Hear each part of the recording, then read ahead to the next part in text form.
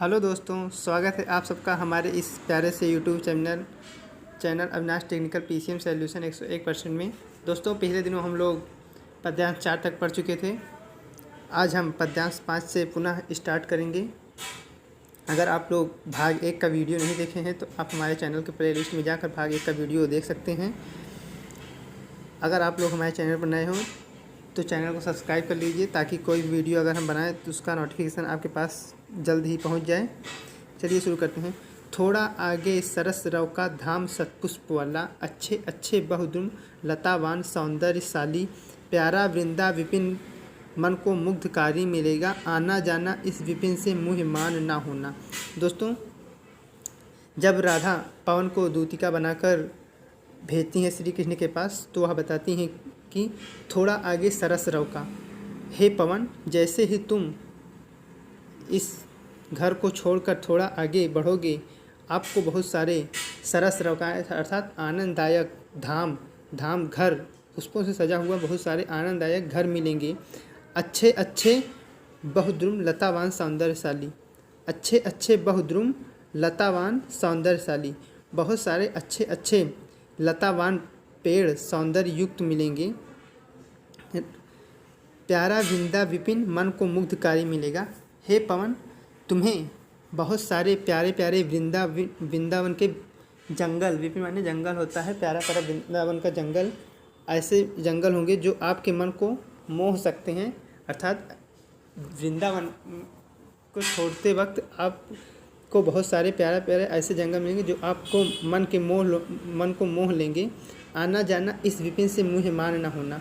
अतः हे पवन, तुमको इसी मार्ग से बार बार आना जाना होगा, फिर भी तुम इस घने जंगलों से मोहित मत होना। ऐसा राधिका जी पवन को सचेत करती हैं। आगे देखिए पद्यांश में, जाते जाते अगर पथ में क्लांत कोई दिखावे तो जाके सन्निकट उसकी क्लांतियों को मिटाना, धीरे धीरे परस करके गात उत्ताप खोना, सब गंधों से श्रमित जन को हर्षितों सा बनाना।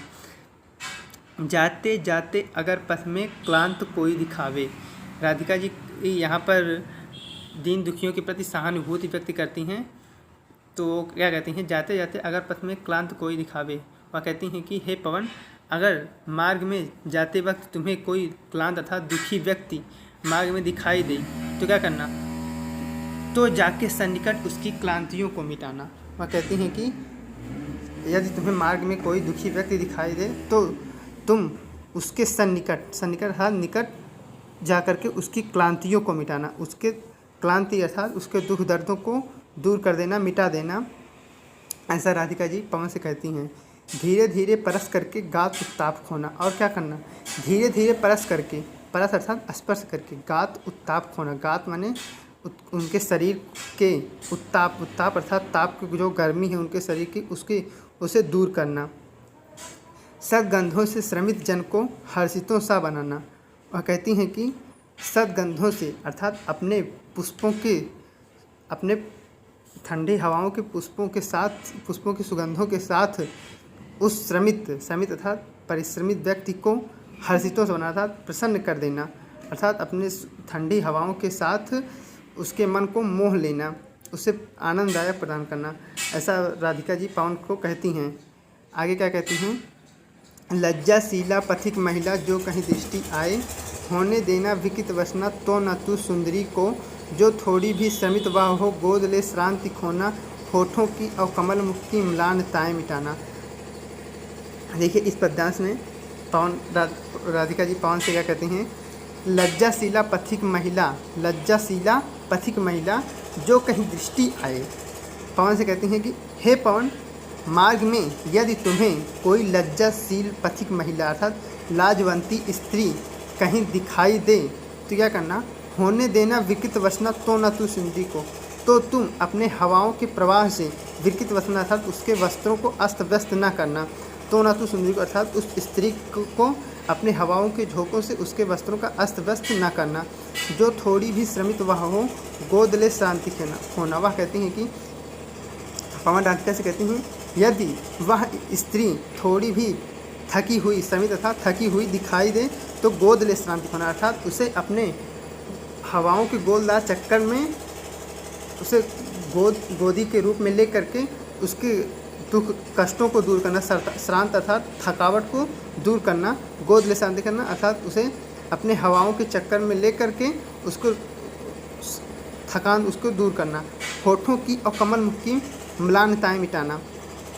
वह कहती हैं कि होठों की और कमल मुख की म्लानताएँ मिटाना।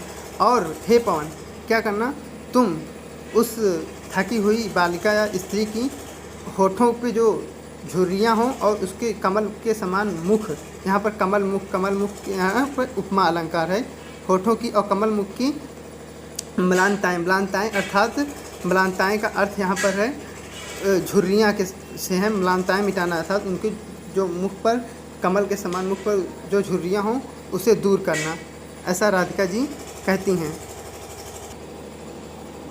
आइए आगे बढ़ते हैं पद्यांश 8 पर। कोई क्लांता कृषक ललना खेत में जो दिखावे, धीरे धीरे परस उसकी क्लांतियों को मिटाना। जाता कोई जलद यदि हो व्योम में तो उसे ला, छाया द्वारा सुखित करना तप्त भूतांगना को। क्या कहती हैं, कोई क्लांता कृषक ललना। पवन, राधिका पवन से कहती हैं कि हे पवन, यदि तुम्हें खेत में कोई क्लांता कृषक ललना, कोई किसान की पुत्री या बालिका, थकी हुई बालिका खेत में दिखाई दे तो क्या करना, धीरे धीरे परस उसकी क्लांतियों को मिटाना। धीरे धीरे परस अर्थात स्पर्श करके उसकी क्लांतियों, अर्थात क्लांतियों का अर्थ होता है दुख दर्द या थकावट को दूर करना। तो तुम क्या करना, धीरे धीरे उसे स्पर्श करके उसके थकावट को दूर करना। स्पर्श मतलब होता है जैसे उसे पवन तो स्पर्श करेगी नहीं, उसे अर्थात अपने ठंडी हवाओं से उसे स्पर्श करना, उसे अर्थात ठंडी हवाएं देना जिससे उसकी थकावट दूर हो जाए। जाता कोई जलद अर्थ होता है बादल। ध्यान देखिए, सब बहुत इंपॉर्टेंट है। अगर आप पेन कापी लेकर बैठे हैं तो इसे लिख लेना। बादल जैसे उसमें पूछता है, पेपर में 1 नंबर का आता है, जलद का पर्यायवाची लिखिए, ऐसे आता है। या ये देता है कि जलद के कोई दो, बादल के कोई 2 पर्यायवाची लिखिए, ऐसे पूछ देता है। तो आप लोग ध्यान दीजिए। जाता कोई जलद यदि हो व्योम माने आकाश, व्योम में तो उसे ला। यदि आकाश में कोई बादल जाता हुई दिखाई दे तो उसे लाना। क्या करना, उसे लाकर छाया द्वारा सुखित करना तप्त भूतांगना को, और उस बादल को धूप के सामने जहाँ पर सूर्य हो वहाँ पर ला करके छाया प्रदान करना। छाया द्वारा सुखित करना अर्थात छाया प्रदान करके उसे सुखी प्रदान करना तप्त भूतांगना को, उस गर्मी से तपती हुई स्त्री को। आगे देखिए पद्यांश 9वां। जाते जाते पहुँच मथुरा, धाम में उत्सुका हो, न्यारी शोभा वर नगर की, देखना मुग्ध होना। तू होवेगी चकित लख के मेरु से मंदिरों को, आभा वाले कलश जिनके दूसरे अर्क से हैं। जाते जाते पहुँच मथुरा, धाम में उत्सुका हो। वह कहती हैं कि हे पवन, जाते जाते पहुँच मथुरा धाम में उत्सुका हो। जाते जाते पहुँच मथुरा धाम में उत्सुका हो। वह कहती हैं कि आप जाते जाते आप जैसे मतलब मथुरा धाम में पहुँचेंगे, उत्सुका हो जाए अर्थात मथुरा के धाम मंदिरों के बारे में जानने के लिए आपका मन उत्सुक रहेगा, बेचैन रहेगा। नारी शोभा वर नगर की देखना मुग्ध होना। आप वहाँ के नारी अर्थात सुंदर शोभा वर नगर की अर्थात उसके सुंदर नगरों को देख करके आप मुग्ध हो जाएंगे। तू होवेगी चकित लख के मेरु से मंदिरों को। तू होवेगी चकित अर्थात तुम हो जाओगी चकित देख करके। मेरु का अर्थ होता है, इसे पेन कापी में नोट कर लीजिए, बहुत इंपॉर्टेंट है। मेरु अर्थात होता है सोने का पर्वत के समान। मेरु का अर्थ सोने का पर्वत, मेरु को सोने के पर्वत कहते हैं। मेरु से मंदिरों को, यहाँ पर जो मथुरा की मंदिरें हैं उसे सोने के पर्वत के समान बताया जा रहा है। यहाँ पर रूपक अलंकार उत्पन्न किया गया है। आप लोग इसे पेन कापी से नोट कर लीजिए, आप पेन कापी लेकर बैठे हैं तो। कहती हैं कि तू होवेगी चकित लग के मेरु से मंदिरों को। आप मथुरा के मंदिरों को जो मेरु के समान अर्थात सोने के पर्वत के समान हैं, देख करके चकित हो जाओगी। आभा वाले कलश जिनके दूसरे अर्क से हैं। आभा वाले अर्थात प्रकाशवान कलश जो कि दूसरे अर्क माने सूर्य होता है, इसे नोट कर लिए, बहुत वेरी इंपॉर्टेंट। अर्क माने सूर्य, इसे ये पेपर में पूछा जाता है।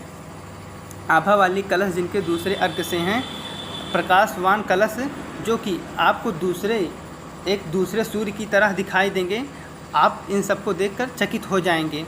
और देखिए क्या कहते हैं, पद्यांश 10। देखे पूजा समय मथुरा मध्य जाना, नाना वाद्यों मधुर स्वर की मुग्धता को बढ़ाना, कीवा लेके रुचिर तरु के शब्दकारी फलों को धीरे धीरे मधुर रव से मुग्ध हो बजाना। क्या कहते हैं आगे राधिका, देखे पूजा, हे पवन तुम जब पूजा का समय हो जाए तो तुम पूजा के समय को देख करके मथुरा मंदिरों मध्य जाना, मथुरा के मध्य मंदिरों में जाना, अर्थात मथुरा के मंदिरों में पूजा के समय जाना। और क्या करना, नाना वाद्यों मधुर स्वर की मुग्धता को बढ़ाना, नाना वाद्यों अर्थात विभिन्न प्रकार के वाद्य यंत्रों से मधुर स्वर की मुग्धता बनाना, विभिन्न प्रकार के वाद्य यंत्रों से अपने मीठी मीठी स्वरों से वहाँ की मुग्धता अर्थात मधुरता को बढ़ाना। कीवा लेके रुचिर तरु के शब्दकारी फलों को, अथवा कीवा माने होता है या, अथवा लेके रुचिर तरु के, रुचिर अर्थात होता है सुंदर, तरु माने वृक्ष अर्थात, अथवा सुंदर वृक्षों के शब्दकारी फलों का होता है ऐसे फल जिन्हें हिलाने पर उसमें से आवाज़ उत्पन्न हो। जैसे मूंगफली ले लीजिए, उसे हिलाने पर आवाज़ उत्पन्न होती है। अखरोट ले लीजिए, ये सब को क्या है, इसमें जो बीज होते हैं अगर इसे हिलाएं तो इसमें से आवाज़ उत्पन्न होती है। तो ऐसे फलों को जो शब्दकारी फल अर्थात जिन्हें हिलाने पर आवाज़ उत्पन्न करते हो, ऐसे फलों को ले कर क्या करना, धीरे धीरे मधुर रव से अर्थात मधुरता की ध्वनि से मुग्ध हो बजाना, मुग्ध हो करके ऐसे शब्दकारी फलों को बजाना। आइए पद्यांश 11 पर। तू देखेगी जलद तन को जा वहीं तद्गता होंगे लोने नयन उनकी ज्योति उत्कीर्णकारी, मुद्रा होगी वर वदन की मूर्ति सी सौम्यता की, सीधे साधे वचन उनके सिक्त होंगे सुधा से। क्या कहते हैं, तू देखेगी जलद तन को, तू देखेगी जलद तन अर्थात जलद बादलों के समान शरीर, अर्थात श्री कृष्ण के शरीर को बादलों के समान बताया गया है। जलद तन अर्थात श्री कृष्ण के शरीर को बादलों के समान बताया गया है। जा वहीं तद्गता हो, वहाँ पर जैसे ही वहाँ के वातावरण में पहुँचेगी उसी समय तू देखेगी जलद तन अर्थात श्री कृष्ण के सांवले शरीर को देखेगी। तद्गता हो अर्थात प्रसन्नता पूर्वक देखेगी, आश्चर्यचकित रूप से। होंगे लोने नयन उनके ज्योति उत्कीर्णकारी। देखिए यहाँ पर श्री कृष्ण के बारे में अब वर्णन किया गया है कि कैसे वो उनका शरीर होगा, उनकी नेत्रें कैसे होगी, उनका मस्तक कैसे होगा। इसी के बारे में अयोध्या सिंह उपाध्याय जी बहुत ही व्यापक रूप से, बहुत ही सुंदर रूप से उपमा और रूपक अलंकार का प्रयोग करके लिखते हैं। होंगे लोने नयन उनके लोने नयन अर्थात सुंदर नेत्र, उनके ज्योति उत्कीर्णकारी। ज्योति उत्कीर्ण अर्थात प्रकाश, ज्योति उत्कीर्ण का अर्थ होता है प्रकाश को बिखेरने वाली। होंगे लोने नयन उनके अर्थात उनके सुंदर नेत्र प्रकाश को बिखेरने वाले होंगे। मुद्रा होगी वर वदन की मूर्ति सी सौम्यता की। मुद्रा होगी अर्थात उनकी जो अवस्था, मुद्रा अर्थात जो उनका अवस्था होगा, वर वदन की श्रेष्ठ, वर वदन की मूर्ति सी, उनकी जो मुद्रा होगी अर्थात अवस्था होगी, वो क्या कैसी होगी, मूर्ति सी सौम्यता अर्थात मूर्ति के समान होगी, मूर्ति के समान सौम्यता अर्थात सुंदर अर्थ बहुत शोभावान होगी, सौम्यता होगी। वर वदन अर्थात उनका जो शरीर है और मुख वो मूर्ति के समान दिखाई देंगी, बहुत ही सुंदर दिखाई देंगी। सीधे साधे वचन उनके सिक्त होंगे सुधा से, उनके सीधे साधे वचन सिक्त होंगे सिंचित होंगे सुधा से अर्थात अमृत से सिंचित होंगे। सीधे साधे वचन उनके सिक्त होंगे सुधा से अर्थात उनके सीधे साधे वचन ऐसे निकलेंगे जैसे मानो अमृत बह रहे हों। नीले फूले कमल दल सी गात की श्यामता है, पीला प्यारा वसन कटी में पहनते हैं फबीला, छूटी काली अलख मुख की कांति को है बढ़ाती, सद वस्त्रों की नवल तन की फूटती सी प्रभा है। क्या कहते हैं, नीले फूले कमल दल सी गात की श्यामता है अर्थात नीले फूलों वाले कमल के दल, दल होता है पत्ती, नीले फूले कमल, नीले फूल पुष्प वाले कमल की पत्तियों की समान उनका क्या होगा, गात, गात अर्थात शरीर, गात शरीर होगा। श्यामता अर्थात सांवले रंग का उनका नीला फूला कमल के समान, कमल की पत्तियों के समान होगा। पीला प्यारा वसन कटी में पहनते होंगे, पीला प्यारा वसन, वसन अर्थात वस्त्र, कटी, कटी माने कमर में पहनते हैं फबीला, फबीला माने सुंदर लगने वाला। पीला प्यारा वस्त्र वो अपने कमर में पहनते होंगे, ऐसे पहनते होंगे जैसे बहुत सी मतलब सुंदर लगने वाला पीला प्यारा वस्त्र पहनते होंगे। छोटी काली अलख मुख की कांति को है बढ़ाती, छोटी काली अर्थात उनके काली अलख, अलख माने होता है लट, गाल के पास लटकने वाले बाल जो होते हैं, लट इसको बोलते हैं। काली, काली लट, लट माने बाल, काली बाल मुख के पास लटकते होंगे, जो कि क्या करते हैं, मुख की कांति को है, उनके मतलब चेहरे का कांति अर्थात शोभावान प्रदान कर, कांति को बढ़ाती है अर्थात शोभावान प्रदान करती है। छोटी काली अलग मुख की कांति को है बढ़ाती, उनके जो गालों के पास लटकते हुए काले बाल होंगे वो मुख को क्या प्रदान करते हैं, शोभावान प्रदान करते होंगे अर्थात बहुत ही सुशोभित करते होंगे। सद वस्त्रों में नवल तन की फूटती सी प्रभा है, सद वस्त्रों में अर्थात विभिन्न प्रकार के वस्त्रों में नवल तन अर्थात उनका नवीन तन शरीर, फूटती सी प्रभा है, फूटती सी अर्थात उनका जो नवीन तन है वो फूटती सी क्या करती होगी, फूटती सी प्रभा अर्थात प्रभाववान दिखाई देती होगी, बहुत ही सुंदर दिखाई देती होगी। विभिन्न प्रकार के वस्त्रों से उनकी नवीन तन अर्थात नया शरीर बहुत ही सुंदर दिखाई देखता होगा। फूटती सी प्रभा अर्थात प्रभा प्रकट करती होगी। सांचा ढाला सकल वपु है दिव्य सौंदर्यशाली, सत पुष्पों से सुरभ उसकी प्राण संपोषिका है। दोनों कंधे वृषभ वर्षे हैं बड़े ही सजीले, लंबी बाहें कलभ करसी शक्ति की पेटिका है। ये क्या कहते हैं, सांचे ढाले सफल वपु है दिव्य सौंदर्यशाली, उनका जो शरीर संपूर्ण शरीर, सकल माने सकल, संपूर्ण वपु माने शरीर, उनका जो संपूर्ण शरीर है दिव्य सौंदर्यशाली अर्थात उनका जो दिव्य सौंदर्यशाली संपूर्ण शरीर है वो कैसा होगा, किसी ऐसा प्रतीत होगा जैसे किसी सांचे में ढाला गया हो, उनका शरीर मतलब जैसे किसी सांचे में ढाल करके बनाया गया हो।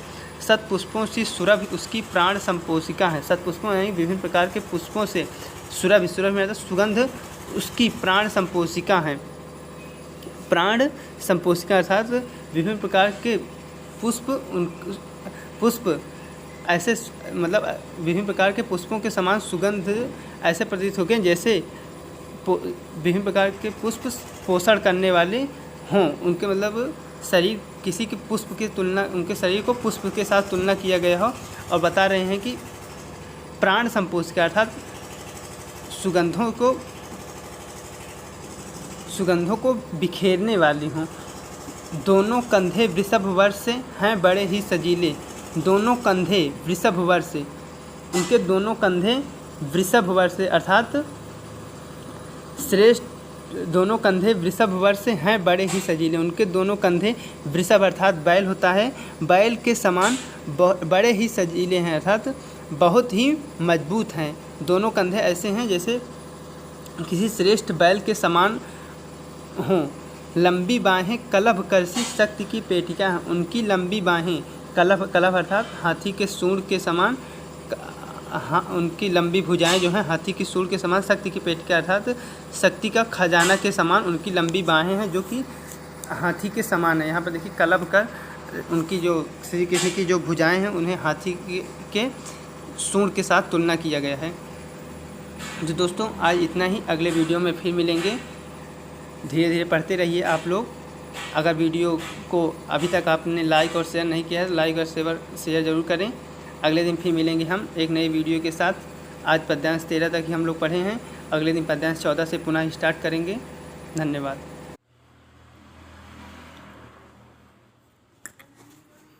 हेलो दोस्तों, स्वागत है आप सबका हमारे इस प्यारे से YouTube channel Avinash technical PCM solution 101% में।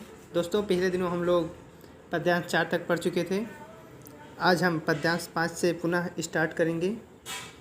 अगर आप लोग भाग 1 का वीडियो नहीं देखे हैं तो आप हमारे चैनल के प्लेलिस्ट में जाकर भाग 1 का वीडियो देख सकते हैं। अगर आप लोग हमारे चैनल पर नए हों तो चैनल को सब्सक्राइब कर लीजिए ताकि कोई वीडियो अगर हम बनाएं तो उसका नोटिफिकेशन आपके पास जल्द ही पहुंच जाए। चलिए शुरू करते हैं। थोड़ा आगे सरस रव का धाम सतपुष्प वाला, अच्छे अच्छे बहुदुन लतावान सौंदर्यशाली, प्यारा वृंदा विपिन मन को मुग्धकारी मिलेगा, आना जाना इस विपिन से मुँह मान ना होना। दोस्तों, जब राधा पवन को दूतिका बनाकर भेजती हैं श्री कृष्ण के पास तो वह बताती हैं कि थोड़ा आगे सरस रव का, हे पवन, जैसे ही तुम इस घर को छोड़कर थोड़ा आगे बढ़ोगे